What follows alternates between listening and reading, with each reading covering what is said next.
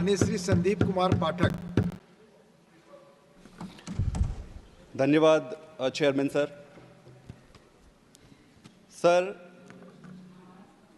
भारत के जो solar mission है और ओवरऑल रिन्यूएबल एनर्जी के जो मिशन है, प्रोग्राम इम्प्लीमेंटेशन है, इसमें जो विज़न है उसको देखकर मुझे और मेरे जैसे अनगिनत लोगों को जो इस पर बहुत विश्वास करते हैं, बहुत दुख होता है और बहुत डिमोटिवेटिंग सा फील आता है। मैं इसका कारण आपको बताता हूँ। ऑनरेबल चेयर सर, हमारे देश के पास रिन्यूएबल एनर्जी के सेक्टर में इतनी संभावनाएं हैं, संभवतः इस पूरे विश्व में किसी भी और देश के पास वो संभावनाएं ना हो। अगर मैं सोलर अकेले की बात करूं तो हमारे देश में 300 ऐसे दिन हैं जो सनी है, सूरज की किरण वहां पर पड़ती है। जिस देश में 300 सनी डेज यू हैव, आप अपने सारी एनर्जी की जो आवश्यकताएं हैं वो सिर्फ सोलर से पूरा कर सकते हैं। फिर कहाँ गड़बड़ी हो रही है, कहाँ दिक्कत हो रही है, ये समझने की बात है। ऑनरेबल चेयर सर, हमारे देश की बात शुरू करने से पहले एक बारी मैं चाइना को बीच में लाना चाहता हूं, क्योंकि चाइना आज वो देश है जिसने जीरो से हीरो तक का सफ़र लगभग 10 से 15 सालों में सफ़र किया है। ऑनरेबल चेयर सर, आप देखिए कि चाइना का मोटिवेशन क्या है सोलर मिशन या रिन्यूएबल एनर्जी में। चाइना का मोटिवेशन है ग्रोथ, चाइना का मोटिवेशन है जॉब क्रिएशन। इंडिया का क्या मोटिवेशन है? इंडिया का मोटिवेशन है कि CO2 के जो एमिशन है उसको कम करना। इंडिया का विज़न क्या है? इंडिया का विज़न ये है कि हमारे प्रधानमंत्री जी इंटरनेशनल प्रेशर में आके एक कमिटमेंट देके, ये विज़न में अंतर जो है ऑनरेबल चेयर सर, यही आपके ग्रोथ के ट्रेजेक्टरी को डिफाइन करता है। जब तक आपको बिलीव नहीं होगा कि सोलर एनर्जी और रिन्यूएबल एनर्जी से कुछ होना है और फ्यूचर ये है, तब तक आप कुछ बड़ा नहीं कर सकते। जब तक आपके सीने में जलन नहीं होगी कि इसको इंप्लीमेंट करना है, एनर्जी में आपको सर्व सक्षम बनना है और पूरे विश्व को लीड करना है, तब तक ये होने वाला नहीं है। ऑनरेबल चेयर सर, आप देखिए, भारत ने, हमारे देश ने 2022 तक 100 गीगावाट का टारगेट रखा था जो हम मिस कर गए। हमने 2030 तक 500 गीगावाट का टारगेट रखा है, मतलब 50% लगभग हमारी पूरी ऊर्जा की आवश्यकता रिन्यूएबल एनर्जी से आनी है। अब आज जिस स्थिति में खड़े हैं वहां से वहां तक पहुंचने के लिए लगभग इसका 70% हमको अचीव करना पड़ेगा। कैसे करेंगे? कहां से होगा?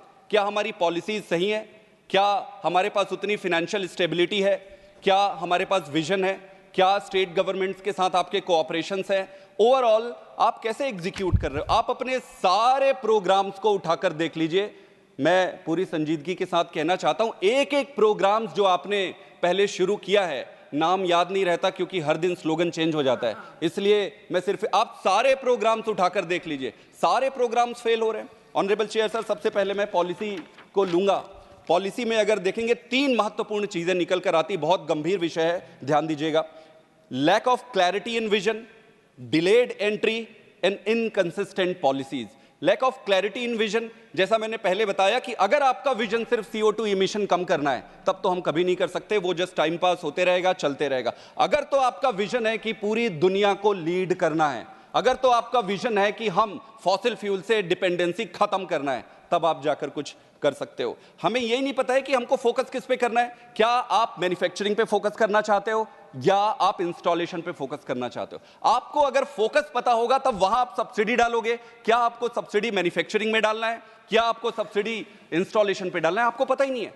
आपके इनकंसिस्टेंट पॉलिसीज कॉस्ट कर रहे हैं पूरे सेक्टर को। पिछले एक थोड़े समय पहले आपने इंपोर्ट ड्यूटी बढ़ा दी, आपको लगा कि इंपोर्ट ड्यूटी बढ़ाएंगे मैन्युफैक्चरिंग बढ़ जाएगी। आपको पता ही नहीं है कि आप मैन्युफैक्चर करने के सिचुएशन पे नहीं हो, आपने फिर वापस 1 साल बाद उसको घटा दिया। तो ऐसे पॉलिसी डिसीजन 1 साल में फ्लक्चुएट हो रहे हैं। कोई व्यक्ति अब नया प्रोजेक्ट बनाता है, नया प्रोजेक्ट को मटीरियलाइज होने में ही 2 साल लगते हैं। एक प्रोजेक्ट 2 साल में मटीरियलाइज हो रहा है, रियलाइज हो रहा है, और आप 1 साल में अपने नियम बदल दे रहे हैं। ये इंस्टेबिलिटी, इनकंसिस्टेंसी आपको कहीं लेकर नहीं जाएगी। आप एक चीज और देखिए ऑनरेबल चेयर सर, एक उदाहरण देता हूं मैं, मेरे पास समय कम है, आपसे चाहूंगा कि थोड़ा और मुझे एक्स्ट्रा दे दीजिएगा।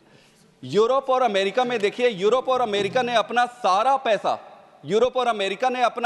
पैसा इंस्टॉलेशन पे लगाया। उन्होंने सब्सिडी पे सब्सिडी यूरोप में दिया। चाइना ने क्या किया? चाइना ने अपना सारा पैसा मैन्युफैक्चरिंग में लगाया। ऑनरेबल सर, चाइना ने मैन्युफैक्चरिंग में लगाया, यूरोप और अमेरिका ने इंस्टॉलेशन पे लगाया। चाइना का सारा माल यूएस में लगता गया, यूरोप के और अमेरिका के सारे इंडस्ट्रीज कंपनीज बैंकरप्ट हो गए और चाइना ने अपने ग्रोथ मल्टीपल ऑर्डर कर लिए, जॉब्स क्रिएट कर लिए। तो इस तरीके से आपका विजन बहुत क्लियर होना चाहिए। जैसे इंडिया की बात मैं करूं, छोटी सी चीज है कि इंडिया में आपको किस पे सब्सिडी देना है। क्या आपको मालूम है कि किस पे सब्सिडी देना है? क्या आपको पूरे पैनल को इंपोर्ट करना है या सिर्फ सिलिकॉन?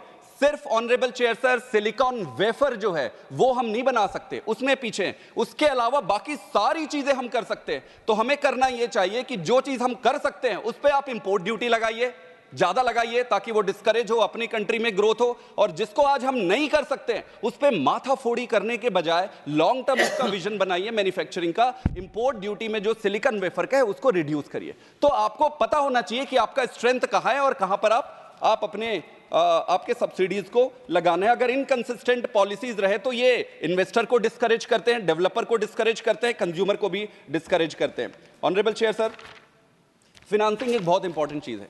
इसमें लगभग अगर आपको अपना टारगेट अचीव करना है तो आपको 300 बिलियन यूएसडी की जरूरत पड़ेगी। हम आज कितना कर पा रहे हैं? 75 billion USD, 3 times more we need. Where will the money come from? Where will the money come from?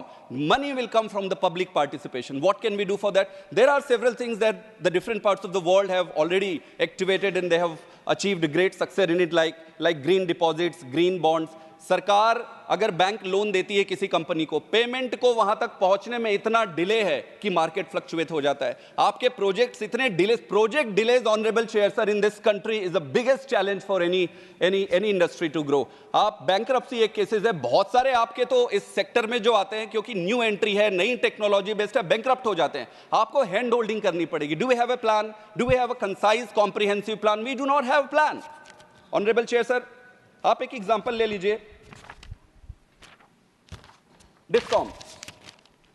अगर आप डिस्कॉम्स को और आपके डिस्ट्रीब्यूशन चैनल को स्ट्रेंथन नहीं किए, no matter how good policy you make, we are not going to succeed. Discoms में दिक्कत क्या है? डिस्कॉम्स में आज इस पूरे देश में, पूरी संजीदगी के साथ कह रहा हूं मैं कि पूरे देश में लगभग सभी डिस्ट्रीब्यूटिंग कंपनीज जो है लॉसेस में चल रहे हैं, क्योंकि उन्होंने टेक्नोलॉजी इंप्रोवाइज नहीं किया, टेक्नोलॉजी में इंप्रूव नहीं किया, पैसे टेक्नोलॉजी पे नहीं डाले। अब सरकार को उनके टेक्नोलॉजी इंप्रूव करने में भी ध्यान देना पड़ेगा, उनको वहां सब्सिडाइज करना पड़ेगा, वहां इंसेंटिवाइज करना पड़ेगा। उनके जितने ड्यूज हैं, कई डिस्कॉम कंपनीज कहते हैं कि भाई मेरी उधारी पड़ी है सरकार के पास, मेरा उधारी दोगे तब तो टेक्नोलॉजी। तो ये छोटी छोटी तो डिस्कॉम को अपने को रेगुलराइज करना पड़ेगा। स्किल्ड वर्कफोर्स योर ऑनर, आप proliferation of low quality services is going to be a bigger challenge. जो हम सोलर पैनल लगाने वाले हैं, आपके पास अगर स्किल्ड वर्कफोर्स नहीं है तो मेंटेनेंस, टेक्नोलॉजी तो आपने लगा दिया। जैसे आप मोबाइल खरीद लेते हो, मोबाइल सस्ते में मिलती है, आप खरीद लेते हो, खराब हो जाता है तो जाके बनवा लेते हो।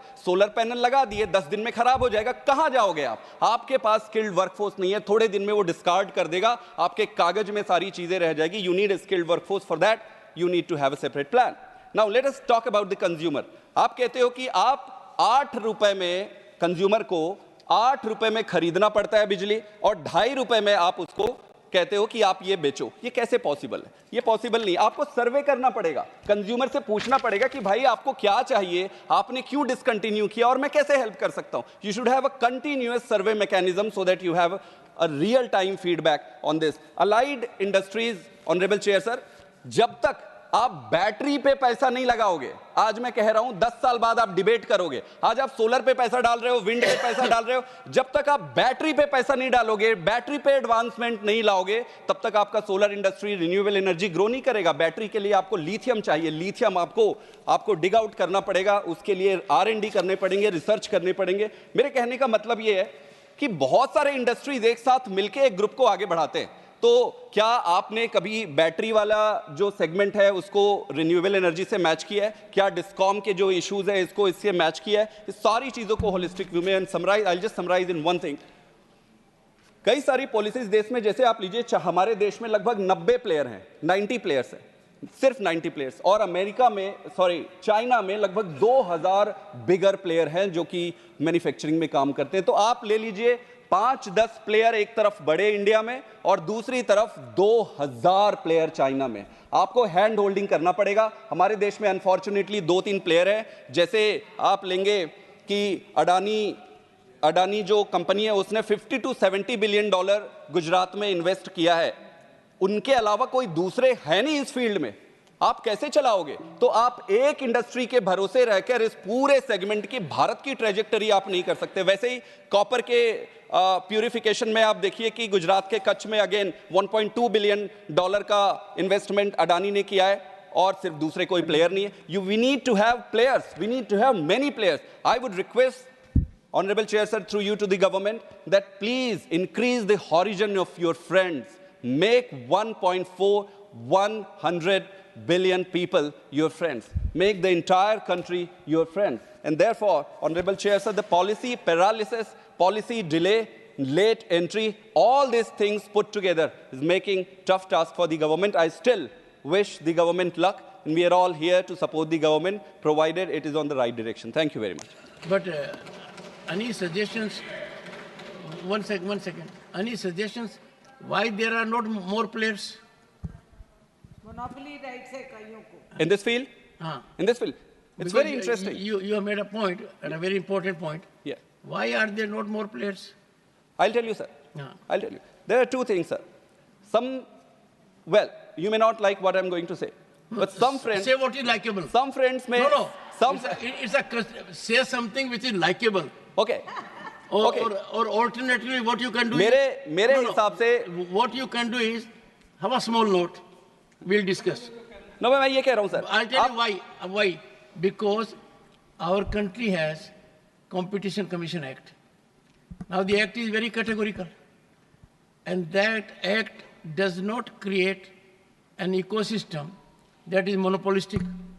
Now, when such an important point is being made, which is important, someone who is doing something to be appreciated, and if there are impediments where others are not making an entry, on that you give me a small paper. मैं sir एक minute में बिना नाम लिए, बिना किसी को offend किए आपको मैं बिना ऑफेंड किए एक उत्तर देता हूँ। सर जैसे हमने अभी इंपोर्ट और कस्टम ड्यूटी में जो बड़े मशीन्स होते हैं सोलर पैनल मैन्युफैक्चरिंग में, उसको एब्सोल्युटली जीरो कर दिया।